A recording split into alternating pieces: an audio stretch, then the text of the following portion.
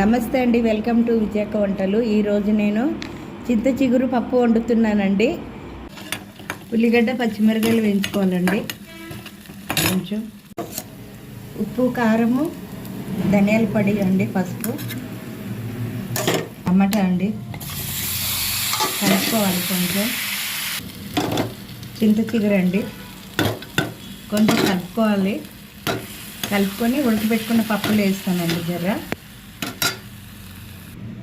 పప్పు ఉడకబెట్టుకున్నానండి.